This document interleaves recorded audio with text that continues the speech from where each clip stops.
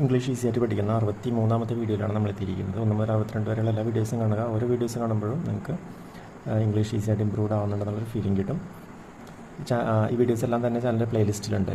ഇംഗ്ലീഷിൻ്റെ videos മാത്രം ചാനലിൻ്റെ പ്ലേലിസ്റ്റിൽ available ആണ്. ഓക്കെ, അപ്പോൾ നമ്മൾ പാർട്ട് 63ലാണ് കേട്ടോ എത്തിയിരിക്കുന്നത്. പാർട്ട് 61 62 നിങ്ങൾ കണ്ടിട്ടുണ്ടെങ്കിൽ മനസ്സിലാവും. ഇത്തിരി കുഴഞ്ഞു കിടക്കുന്ന വീഡിയോ ആണ്. ഒരു പ്രത്യേക ഏരിയ ആണിത്. ഇതും വളരെ ഇമ്പോർട്ടൻ്റ് ആണ്. മനസ്സത് മനസ്സിലാക്കി കഴിഞ്ഞ് കഴിഞ്ഞാൽ കാര്യങ്ങളൊക്കെ ഓക്കെയാണ്. അപ്പോൾ നമുക്കത് മനസ്സിലാക്കി എടുക്കാം. അധികം പണിയൊന്നുമില്ല. പക്ഷെ ഒന്ന് മനസ്സിരുത്തി ഒന്ന് നോക്കണം, എന്നാൽ മാത്രമേ അത് ക്ലിയർ ആകത്തുള്ളൂ. ഓക്കെ, അപ്പോൾ ആസ് യൂഷ്വലി ഞാൻ നിങ്ങളോടൊരു സിറ്റുവേഷൻ പറയുകയാണ്. അത് എപ്പോഴാണ് പറയണമെന്ന് സ്വയം ചോദിക്കാം. ആ ബുക്ക് പ്രസിദ്ധീകരിക്കപ്പെട്ടു. അതായത് ഇത്രയുള്ള സംഭവം. നമ്മൾ മലയാളത്തിൽ ഒരു സംഭവം പറയുന്നു, അതിന് ഈക്വലായിട്ടുള്ള ഇംഗ്ലീഷ് നമ്മൾ ഐഡൻറ്റിഫൈ ചെയ്യുന്നു. അപ്പോൾ മലയാളത്തിലായാലും ഇംഗ്ലീഷിലായാലും ഏത് ലാംഗ്വേജിലായാലും ഒരു ആശയമാണ് നമ്മൾ ലാംഗ്വേജിലൂടെ പറയുന്നത്. അതൊക്കെ നമ്മൾ പലതവണ പറഞ്ഞിട്ടുണ്ട് അല്ലേ. അപ്പോൾ ഇത് പാർട്ട് 63ാമത്തെ വീഡിയോ ആണ്. അപ്പോൾ ആ പാർട്ട് 63 ഞാൻ നിങ്ങളോട് ചോദിക്കുന്നു, ആ ബുക്ക് പ്രസിദ്ധീകരിക്കപ്പെട്ടു എന്നുള്ളൊരു ഇത് നമ്മൾ ഇതുവരെ പഠിച്ചിട്ടില്ല. അപ്പോൾ ഇതുവരെയായിട്ടും ഈ 62 വീഡിയോസ് ചെയ്തിട്ട് നമ്മൾ ഈ ഒരു സംഭവം പഠിച്ചിട്ടില്ല എന്ന് പറയുമ്പോൾ നിങ്ങൾ ആലോചിക്കേണ്ടത് എത്രത്തോളം ഡിഫറൻ്റ് ആണ് ഓരോരോ ആശയങ്ങൾ എന്നുള്ളതാണ്. അപ്പോൾ ഓരോരോ ആശയങ്ങളെയും റെപ്രസെൻ്റ് ചെയ്യാൻ വേണ്ടി നമുക്ക് ഓരോരോ ഇംഗ്ലീഷ് വേണം.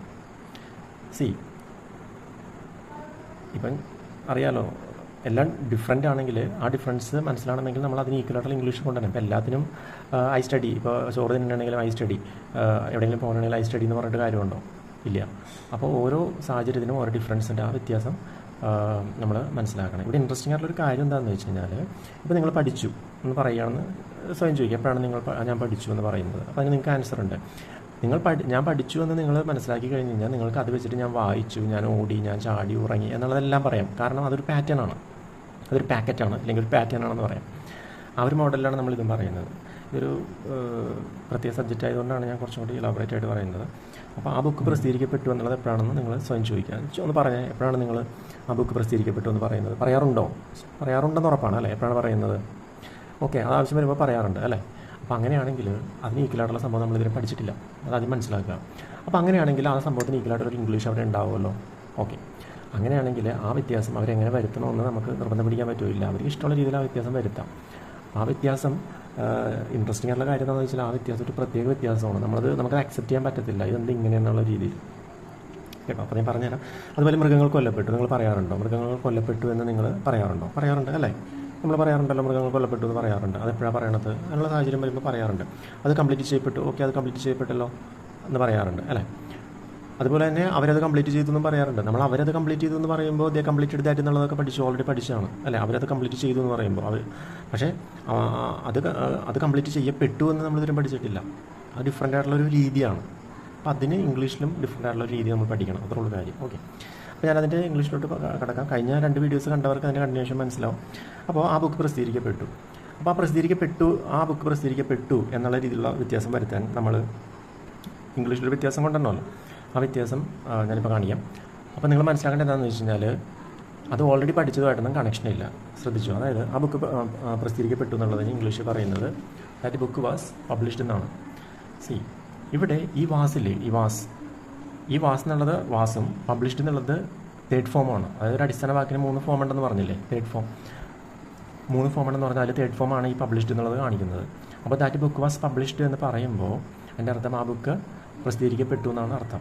അപ്പോൾ ഇവിടെ വാസ് പ്ലസ് ആ തേർഡ് ഫോമാണ് ആ പ്രസിദ്ധീകരിക്കപ്പെട്ടു എന്നുള്ള ടോൺ അവിടെ കൊണ്ടുവരുന്നത്. അതാണ് നിങ്ങൾ മനസ്സിലാക്കേണ്ടത്. മനസ്സിലാവുന്നുണ്ടോ? ശ്രദ്ധിച്ചു കേട്ടോ. That book was published. നിങ്ങൾ ഇനിയിപ്പോൾ ദാറ്റ് ബുക്ക് പബ്ലിഷ്ഡ് എന്നുള്ള രീതിയിൽ ഒന്ന് പറഞ്ഞു നോക്കുക. എങ്ങനെ?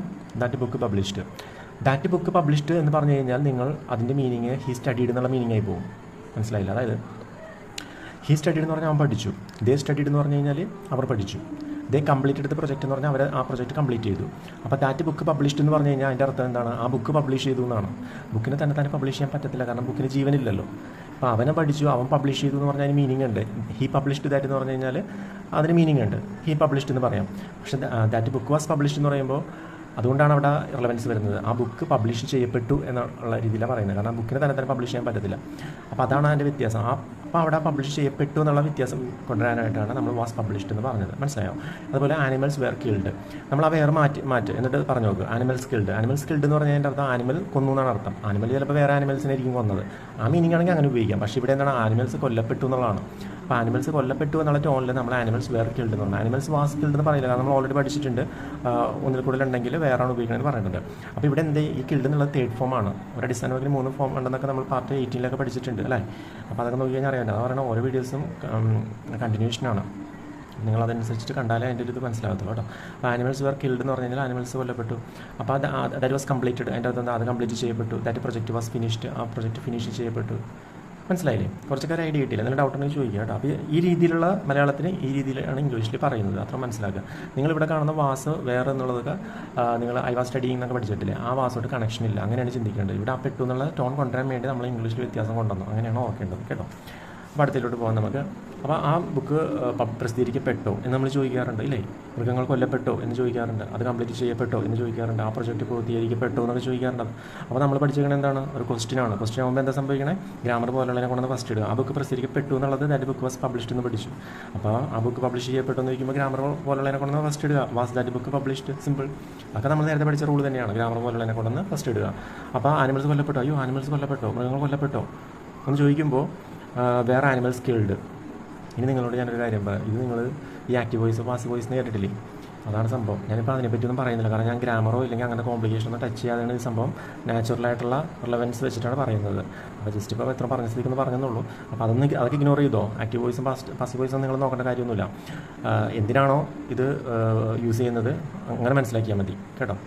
ഞാൻ അങ്ങനെയാണ് പഠിച്ചത്, കാരണം മറ്റേ രീതിയിൽ പഠിച്ചിട്ടൊന്നും എങ്ങനെ എത്തണില്ലെന്ന് മനസ്സിലായപ്പോൾ റൂട്ട് മാറ്റി പിടിക്കുകയാണ് ഉണ്ടായത്. ഓക്കെ, റൂട്ട് മാറ്റി പിടിച്ചതല്ല, അങ്ങനെ അത് മാറിപ്പോയതാണ്. ഓക്കെ, അപ്പോൾ വേറെ ആനിമൽസ് കിൽഡ് എന്ന് പറഞ്ഞാൽ ആനിമൽസ് കൊല്ലപ്പെട്ടു. വാസ് ഇറ്റ് കംപ്ലീറ്റഡ്, അത് കംപ്ലീറ്റ് ചെയ്യപ്പെട്ടു. വാസ് ദാറ്റ് പ്രൊജക്റ്റ് ഫിനിഷ്ഡ്, ആ പ്രൊജക്റ്റ് ഫിനിഷ് ചെയ്യപ്പെട്ടു. മനസ്സിലാവുന്നുണ്ടോ?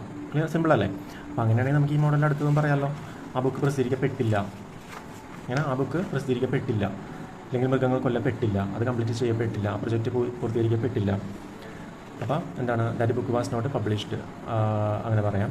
Animals were not killed, that was not completed, that project was not finished. ആ സെയിം തന്നെ. അതുപോലെ തന്നെ നമ്മളിങ്ങനെ ചോദിക്കില്ലേ, ആ ബുക്ക് പ്രസിദ്ധീകരിക്കപ്പെട്ടില്ലേ? നിങ്ങൾ വളരെ ഇൻട്രസ്റ്റിംഗ് ആണ് കേട്ടോ സംഭവം. നിങ്ങളിപ്പോൾ 4 സംഭവങ്ങളാണ് ഇതുമായിട്ട് ബന്ധപ്പെട്ട് കണ്ടത്. അതായത് ആ ബുക്ക് പ്രസിദ്ധീകരിക്കപ്പെട്ടു, പ്രസിദ്ധീകരിക്കപ്പെട്ടോ, പ്രസിദ്ധീകരിക്കപ്പെട്ടില്ല, പ്രസിദ്ധീകരിക്കപ്പെട്ടില്ലേ, എല്ലാം ഓരോരോ സിറ്റുവേഷനാണ്. അപ്പോൾ ആ സിറ്റുവേഷൻ ഈക്വലായിട്ട് നമ്മൾ ഇംഗ്ലീഷിൽ അതിനനുസരിച്ചുള്ള മാറ്റങ്ങൾ കൊണ്ടുവരണം. അപ്പോൾ ഇതെന്താണ്? ഒരു പാറ്റേൺ ആൻഡ് പാക്കറ്റാണ്. മനസ്സിലാകണ്ടോ? നമ്മൾ പഠിക്കുന്ന ഓരോ ഇതും ഓരോ ബോക്സാണ്. ആ ബോക്സിൽ ഇത്ര 4 കാര്യങ്ങൾ മസ്റ്റാണ്. ചിലതിന് റിലവൻസ് ഉണ്ടാവും, ചിലതിന് റിലവൻസ് ഉണ്ടാവില്ല. പക്ഷേ അങ്ങനെ ഒരു ബ്ലോക്ക് ഒരു പാക്കറ്റായിട്ടാണ് നമ്മളിങ്ങനെ പഠിച്ചുകൊണ്ടിരിക്കുന്നത്. അങ്ങനെയാണ് നമ്മൾ ഈ 62 വീഡിയോസും 63 വീഡിയോസും എത്തിയിരിക്കുന്നത്. അപ്പോൾ നിങ്ങൾ ചോദിച്ചു നോക്കുക, ആ ബുക്ക് പ്രസിദ്ധീകരിക്കപ്പെട്ടില്ലേ? നിങ്ങൾ ചോദിച്ചു നോക്കൂ, ആ ബുക്ക് പ്രസിദ്ധീകരിക്കപ്പെട്ടോ? അതുപോലെയാണോ ആ ബുക്ക് പ്രസിദ്ധീകരിക്കപ്പെട്ടില്ലേ എന്ന് ചോദിക്കുന്നത്? എന്താ വ്യത്യാസം ഞാൻ പറയുന്നില്ല, അത് നിങ്ങൾ ശ്രദ്ധിച്ച് നോക്കിയാൽ മനസ്സിലാവും. 2 വ്യത്യാസം ഉണ്ടാകുന്ന വെച്ചാൽ വ്യത്യാസമുണ്ട് ഇല്ലേ? അങ്ങനെയാണെങ്കിൽ ആ വ്യത്യാസം ഇംഗ്ലീഷിലുണ്ടാവും, അത്രേ ഉള്ളൂ. അപ്പോൾ ആ ബുക്ക് പ്രസിദ്ധീകരിക്കപ്പെട്ടില്ലേ എന്ന് എങ്ങനെ ചോദിക്കണേ? ഇത്രേ ഉള്ളൂ. വാസിൻ്റെ ദാറ്റ് ബുക്ക് പബ്ലിഷ്ഡ്. അതൊക്കെ നമ്മൾ നേരത്തെ പഠിച്ച റൂൾ തന്നെയാണ്. ഇത്ര വീഡിയോസ് കണ്ടവർക്കൊക്കെ അതിൻ്റെ പാറ്റേൺ മനസ്സിലാവും. വാസിൻ്റെ ദാറ്റ് ബുക്ക് പബ്ലിഷ്ഡ്. വേറെ ആനിമൽസ് കിൽഡ്, ആനിമൽസ് കൊല്ലപ്പെട്ടില്ലേ? വാസിൻ്റെ ദാറ്റ് കംപ്ലീറ്റഡ്, അത് കംപ്ലീറ്റ് ചെയ്യപ്പെട്ടില്ലേ? വാസിൻ്റെ ദാറ്റ് പ്രൊജക്റ്റ് ഫിനിഷ്ഡ്, ആ പ്രൊജക്റ്റ് ഫിനിഷ് ചെയ്യപ്പെട്ടില്ലേ? അപ്പോൾ ഇതാണ് സംഭവം. അപ്പോൾ കുറേയൊക്കെ മനസ്സിലായിട്ടുണ്ടെന്ന് ഞാൻ വിചാരിക്കുന്നു. നമുക്കിത് വീണ്ടും ഒന്ന് കറങ്ങിത്തിരിഞ്ഞ് വരാം. നിങ്ങൾക്കിപ്പോൾ ഇംഗ്ലീഷ് പഠിക്കാനുള്ള ഉദ്ദേശം ഉണ്ടെങ്കിൽ ഒരു 10 മിനിറ്റുള്ള വീഡിയോ ഒക്കെ കാണുന്നതുകൊണ്ട് പ്രശ്നമൊന്നുമില്ലല്ലോ. അപ്പോൾ അടുത്ത വീഡിയോസിൽ ഞാൻ ഈ സെയിം തന്നെ വേറെ രീതിയിലൊക്കെ ഒന്നും കൂടിയൊക്കെ പറയാം. അങ്ങനെ 2-3 തവണ സെയിം കാര്യങ്ങൾ നമ്മൾ അറ്റംപ്റ്റ് ചെയ്യുമ്പോൾ നിങ്ങൾക്ക് അതിൻ്റെ ഒരു കാര്യം കിട്ടും.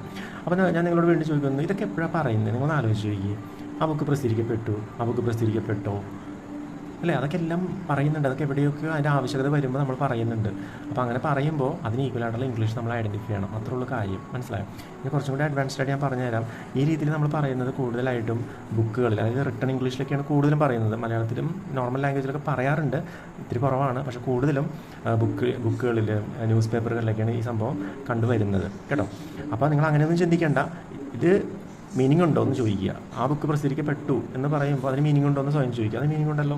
മീനിങ് ഉണ്ടെങ്കിൽ അതിന് ഈക്വലായിട്ടുള്ള ഇംഗ്ലീഷ് നമ്മൾ കൊണ്ടുവരണം. നമ്മൾ ഇതിനു മുമ്പ് പഠിച്ചെന്നൊക്കെ പറയുമ്പോൾ അവനത് പബ്ലിഷ് ചെയ്തു. ഇപ്പം രാജേഷ് ആ ബുക്ക് പബ്ലിഷ് ചെയ്തു എന്ന് പറയുമ്പോൾ എങ്ങനെ പറയും? രാജേഷ് പബ്ലിഷ്ഡ് ദാറ്റ് ബുക്ക് എന്നാണ് പറയണേ. അതൊക്കെ നമ്മൾ ഓൾറെഡി പഠിച്ചതാണ്. പക്ഷേ ഇവിടെ എന്താ പറയുക? ആ ബുക്ക് പ്രസിദ്ധീകരിക്കപ്പെട്ടു എന്നാണ് പറയണത്. ഇനി വേറെ രീതിയിൽ പറഞ്ഞു കഴിഞ്ഞാൽ ഇതിൻ്റെ ഡിഫറൻസ് ഇപ്പോൾ നമ്മൾ ഇറങ്ങിച്ചേണ്ട ആവശ്യമില്ലെങ്കിൽ ഞാൻ ജസ്റ്റ് ഒന്ന് ടച്ച് ചെയ്ത് പോകാം. ഇവിടെ ബുക്കിനാണ് പ്രസക്തി.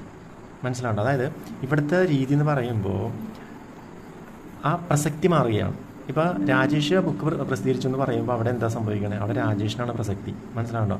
ഇവിടെ ബുക്ക് പ്രസിദ്ധീകരിക്കപ്പെട്ടു എന്ന് പറയുമ്പോൾ ആ ബുക്കിനാണ് പ്രസക്തി. മനസ്സിലാവുണ്ടോ? രണ്ടും രണ്ട് ധ്രുവങ്ങളിലാണ് നിൽക്കുന്നത്. അപ്പോൾ ആ രണ്ട് ധ്രുവങ്ങളുടെയും പ്രാധാന്യം കാണിക്കാൻ വേണ്ടിയാണ് ഈ രണ്ട് രീതിയിൽ ഇങ്ങനെ പറയുന്നത്. മനസ്സിലാവുന്നത്? ഇംഗ്ലീഷിൽ ഈ പറഞ്ഞ പോലെ ആക്റ്റീവ് വോയിസ് പാസീവ് വോയിസ് എന്ന് പറയുന്നത്. പക്ഷേ അത് നമ്മൾ ടച്ച് ചെയ്യേണ്ട. നമ്മൾ എപ്പോഴാണോ റിലവൻസ്, നമ്മൾ ഇതുവരെ പഠിച്ച വീഡിയോസ് എല്ലാം നിങ്ങൾ കണ്ടാൽ മനസ്സിലാവും. നാച്ചുറൽ ലൈഫിൽ എപ്പോഴാണോ യൂസ് ചെയ്യുന്നത് അത് മനസ്സിലാക്കിയിട്ടാണ് നമ്മൾ ഓരോരോ വ്യത്യാസങ്ങൾ കൊണ്ടുവന്നിരിക്കുന്നത്, അല്ലേ? അപ്പോൾ അങ്ങനെ തന്നെ പഠിച്ചാൽ മതി.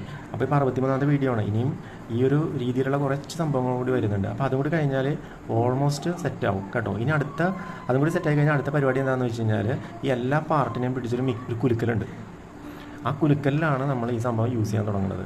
അതായത് ഈ പാർട്ടുകളെല്ലാം നമ്മൾ കഴിയുമല്ലോ, അത് കഴിയുമ്പോൾ എല്ലാത്തിനും പിടിച്ചൊരു കുലുക്കുക. അതായത് ഈ എന്താ പറയുക, മരം പിടിച്ച് കുലുക്കണ പോലെ ഒരു കുലുക്കലുണ്ട്. ആ കുലുക്കലിൽ നിങ്ങൾക്ക് മനസ്സിലാവും പല പാർട്ടുകൾ തമ്മിൽ ഉള്ള സമ്മേളനമാണ് ഈ ലാംഗ്വേജ് എന്നുള്ളത് നിങ്ങൾക്ക് മനസ്സിലാവും.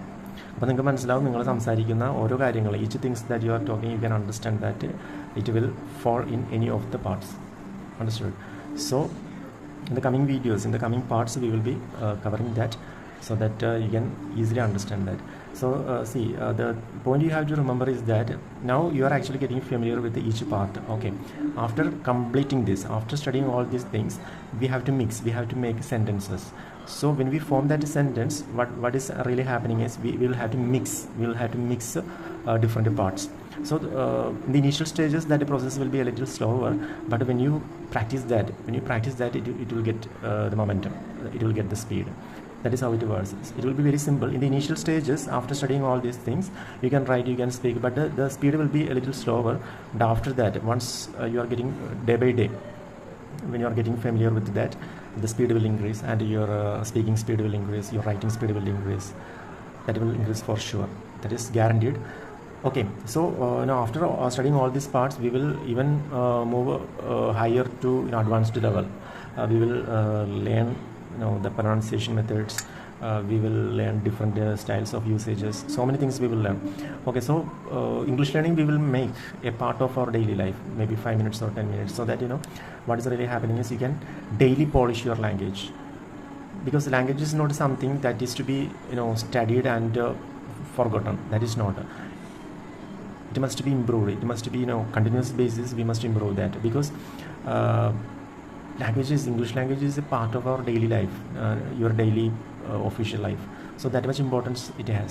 So that on daily basis we must be doing something to polish that. Only when we do that, what will happen is it will be shining. Understood? വേറെ ഒന്നും വിചാരിക്കേണ്ട. ഞാനൊന്ന് നൈസായിട്ടൊന്ന് ഇംഗ്ലീഷിൽ നിങ്ങൾക്ക് ഇതേപോലെയൊക്കെ പറയാൻ പറ്റുമെന്ന് ജസ്റ്റ് കാണിച്ചാണ്. വേറെ ഒന്നുമില്ല, സിമ്പിളാണ്. ശ്രദ്ധിച്ച് ഞാൻ പറഞ്ഞ കാര്യങ്ങൾ നോക്കിയാൽ നിങ്ങൾക്ക് മനസ്സിലാവും. എവിടെയൊക്കെ പഠിച്ച പാർട്ടിൽ ടച്ച് ചെയ്യുന്നുണ്ടെന്ന് മനസ്സിലാവും കേട്ടോ. അപ്പോൾ അത്രേ ഉള്ളൂ. അപ്പോൾ അടുത്ത വീഡിയോയിൽ നമുക്ക് കാണാം. ഇനി ഒരുപാട് പാർട്ടുകൾ വരാണ്ട്, ഇൻട്രസ്റ്റിംഗ് ആയിട്ടുള്ള ഒരുപാട് സംഭവങ്ങൾ ഞാനോട് എഴുതി വെച്ചിട്ടുണ്ട്. അപ്പോൾ അതൊക്കെ വരുന്നുണ്ട്. അപ്പോൾ അതൊക്കെ സിസ്റ്റമാറ്റിക് ആയിട്ടല്ലേ നമ്മൾ പഠിക്കുന്നത്, അല്ലേ? ഓരോ പാർട്ടായിട്ട് പെർഫെക്റ്റ് ആയിട്ടാണ് പഠിക്കുന്നത്. അപ്പോൾ നിങ്ങൾ ഇംഗ്ലീഷ് പഠിച്ചിരിക്കും. Okay, thank U.